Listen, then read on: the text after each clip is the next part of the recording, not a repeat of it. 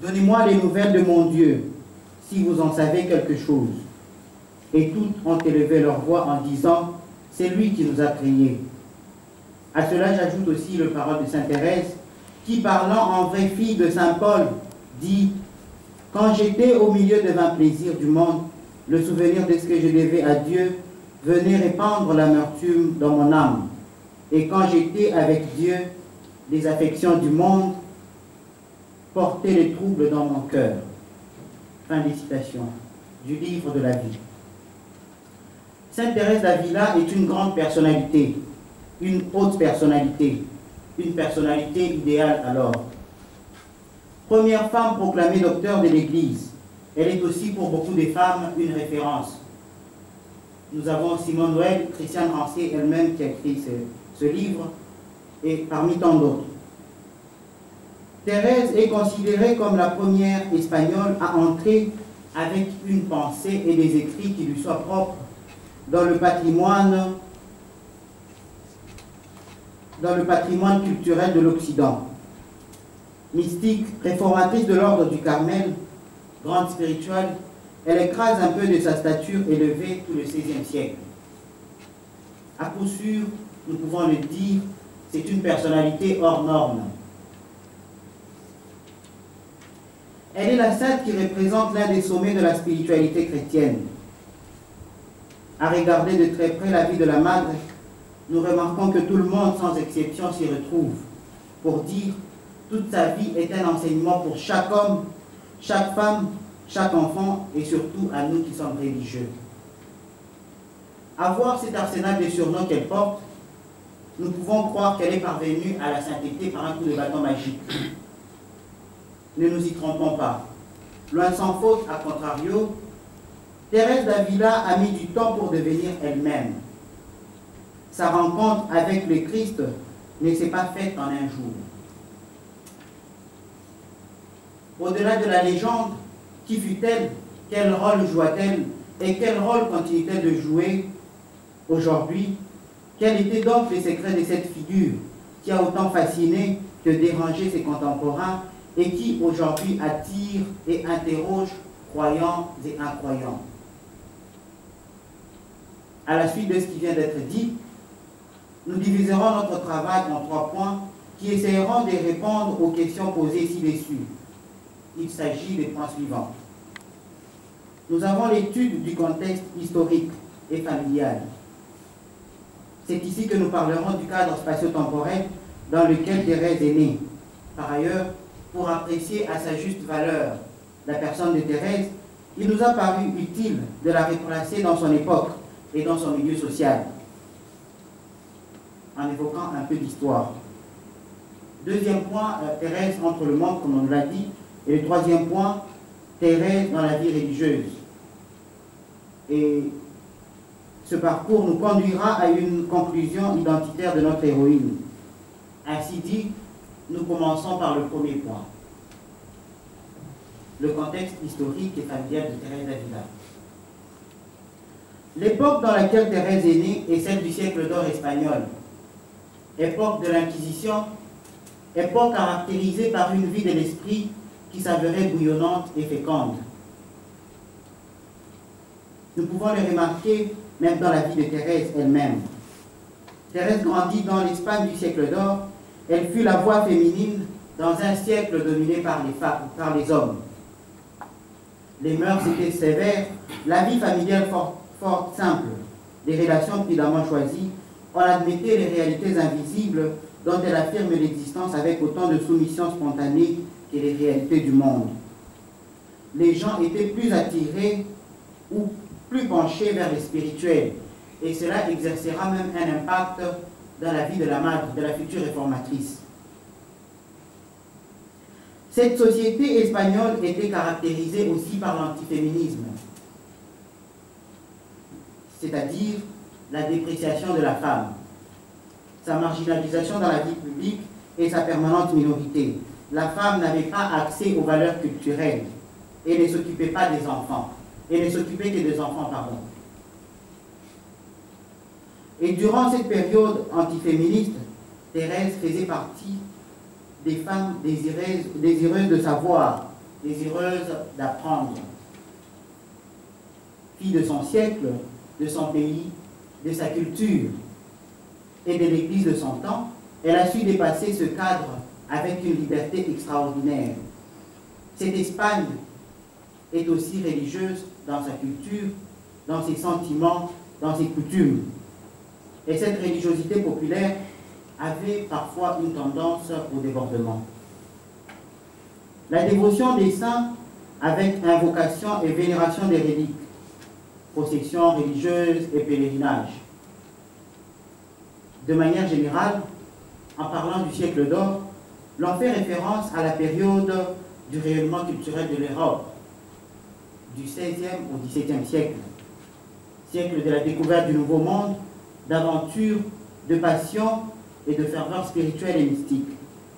Ainsi, avec Jean de la Croix, elle a redonné vigueur à l'ordre du Carmel.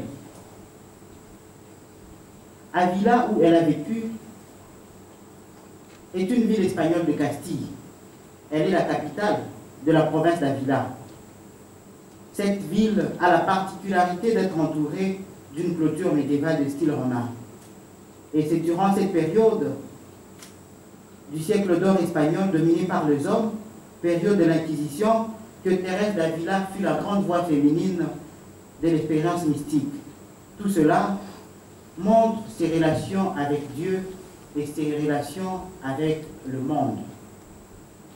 Et c'est ce qui nous introduit à notre deuxième point, Thérèse entre le monde et Dieu. Et cela dans la marche de la naissance jusqu'à son entrée à l'incarnation.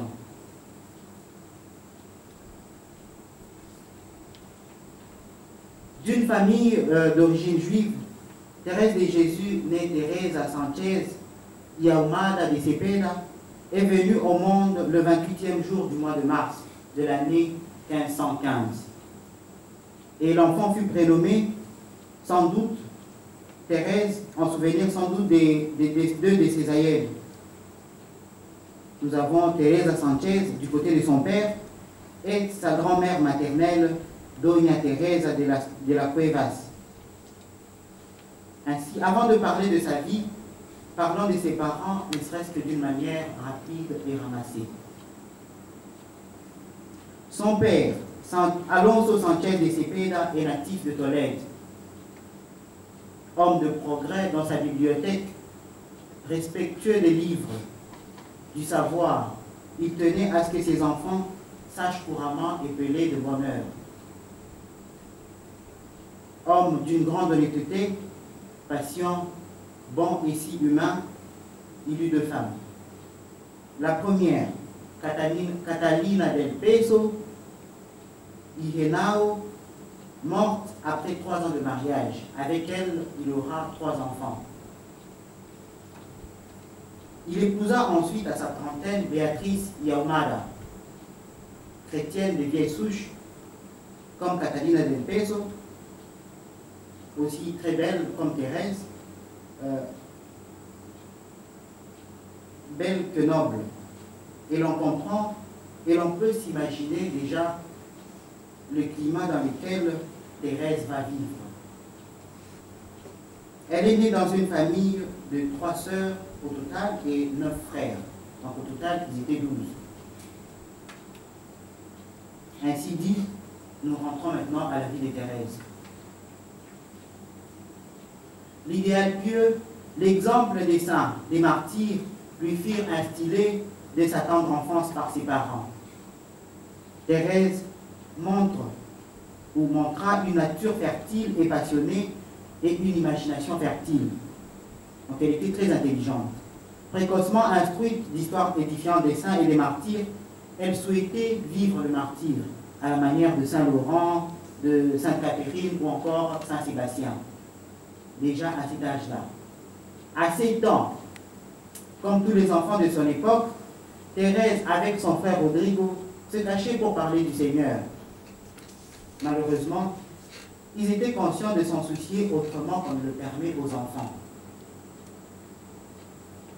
Elle estimait, Thérèse, que le martyr achetait à bon marché la présence de Dieu. Elle souhaitait jouir des biens célestes que la vie des saints lui avait révélé. Elle aimait à dire pour toujours, toujours. Et les deux enfants cherchaient déjà le moyen d'aller par le martyre au-devant du bonheur. Seulement, leur embarras majeur demeurait leurs parents. L'âge n'a pas pu se constituer un obstacle à leur égard. Thérèse imaginait déjà à Avila une basilique, celle des frères martyrs Rodrigo et Thérèse, déjà à 7 ans. Comme les jeunes filles de son temps, elle jouait à la religieuse et construisait des ermitages. Son éducation fut celle des jeunes filles bien nées. Thérèse, alors, va s'esquiser au petit jour avec son frère pour aller mourir en terre morte chez les musulmans. Néanmoins, ils vont rencontrer leur oncle, Francisco Alvarez, qui va les ramener à la maison. Après cet échec vers les pays des infidèles, Thérèse et son frère ne vont pas se décourager. En 1527, à l'âge de 12 ans, plus ou moins, dans certains ouvrages, on écrit 13 ans, Thérèse perd sa mère à l'âge de 12 ans et demande à Notre-Dame d'être sa mère. Nous signalons en passant que la mort de Doña Beatriz Yaumada fut suivie d'une période assez trouble, durant laquelle Thérèse va oublier les biens éternels de son enfance, de sa plus tendre enfance encore, au profit des plaisirs et des promesses de ce monde. Adolescente passionnée de romans de chevalerie, elle finit par oublier sa dévotion et ses jeux d'enfance. Elle-même explique cela à propos, je cite, « Je commençais à prendre le goût de la parure et à désirer plaire en paraissant. Je m'occupais de la blancheur de mes mains et des soins de mes cheveux. Je n'épargnais pas mes parfums. » Du livre de la vie. J'aime bien cette phrase quand elle s'exclame un peu plus tard, quand elle sera plus consciencieuse. Je ne découvrais pas l'ombre du péché. Maintenant, je vois quel mal ce devait être. C'est la raison pour laquelle elle saisit l'occasion de donner, dans le livre de la vie, précisément, de donner un conseil aux parents, de considérer de près leurs enfants à cet âge-là, car à cet âge-là, dit-elle, il y a naturellement de compte au mal, au bien. Elle va donc succomber au passe-temps pendant plus de 3 mois, et c'est là avec la complicité des domestiques, des cousins germains qui la courtisaient, bref, un tas de choses moins préférables. Nous pourrions peut-être nous demander pourquoi tant d'insistance. Moi aussi, je me pose la même question, parce qu'on a insisté dans tous ces 3 ouvrages, on a insisté sur ce point. Parce qu'à cet âge-là, nous pourrons dire c'est quand même normal, elle est en train de se découvrir. Il y a certaines crises qui interviennent. Mais elle-même nous donnera la réponse.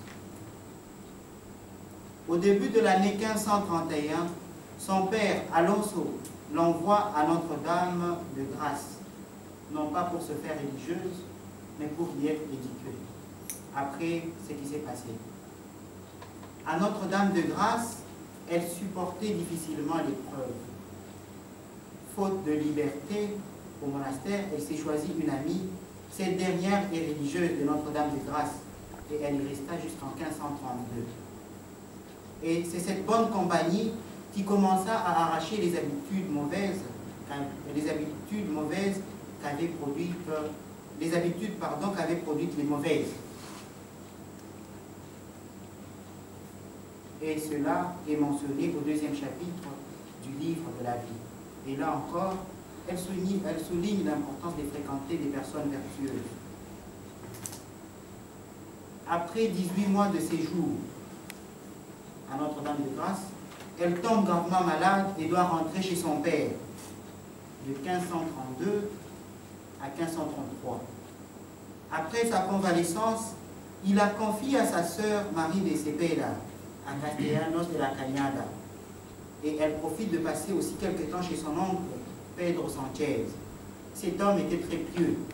Sa conversation roulait généralement sur Dieu ou sur le monde, et c'est à partir de ce moment qu'elle comprit que la vie n'est rien. Ou mieux encore, c'est durant ce temps qu'elle sut appréhender le sens de la brièveté de la vie.